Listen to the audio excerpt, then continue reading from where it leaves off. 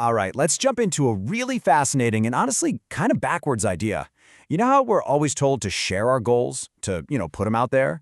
Well, what if talking about our big plans is the very thing that's killing them before they even start? Today, we're going to dig into why sometimes the best thing you can do for your dream is to just keep your mouth shut. So here's how we're going to break this down. First, we'll talk about a paradox that I bet you felt before. Then, we'll dive into an old story that just brings this whole thing to life.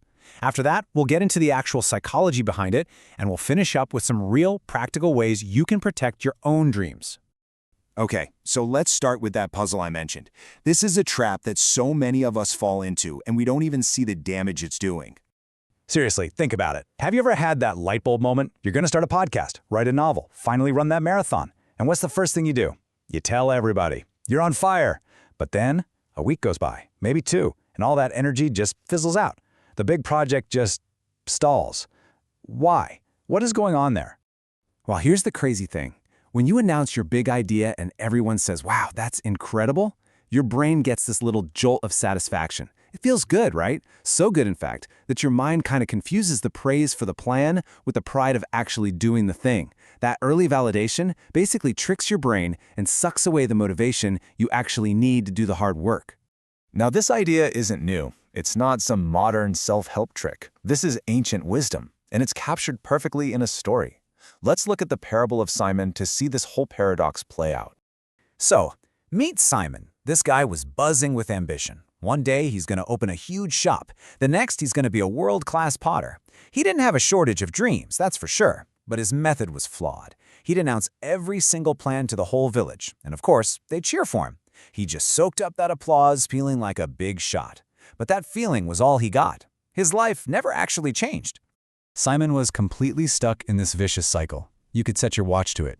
He'd announce the plan, get instant praise, and that praise felt like the finish line. The reward came before any of the work, so when the excitement faded a few days later, so did his motivation. The dream was dead on arrival. So a wise elder in the village sees this happening and teaches Simon a lesson with 2 seeds. The first seed he plants quietly in the soil, no fanfare.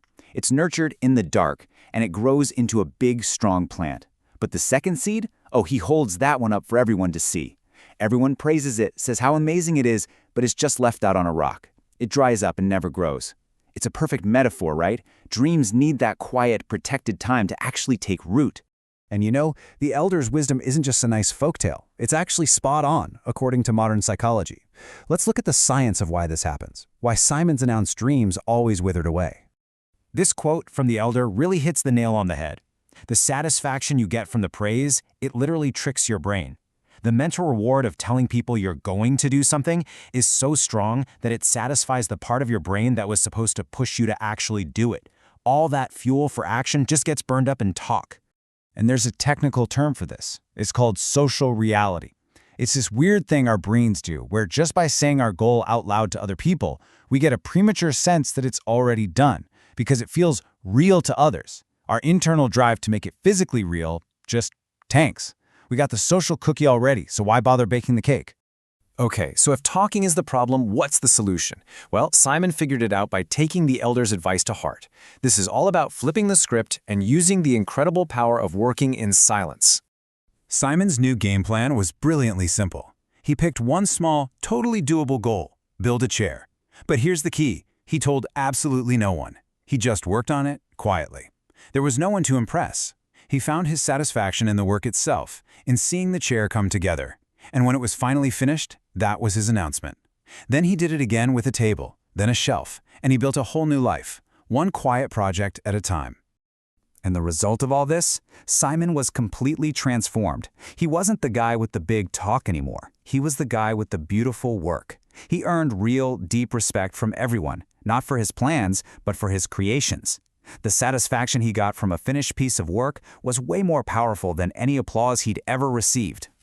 All right, Simon's story is great and all, but let's bring this home. How do we actually use this in our own lives, right now? This last part is all about turning that ancient wisdom into your personal action plan. So here it is, your new playbook.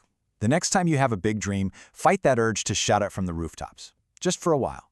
Treat it like that seed and let it grow quietly in the dark soil of your hard work. Let your actions build their own momentum. And then when it's time to share, Don't share your intention. Share your result. Let the thing you've built do all the talking for you. So I'll just leave you with this question to think about. That big, amazing thing you keep wanting to do? The one you talk about all the time but never quite start? What would happen if this time you just stopped talking and started building? What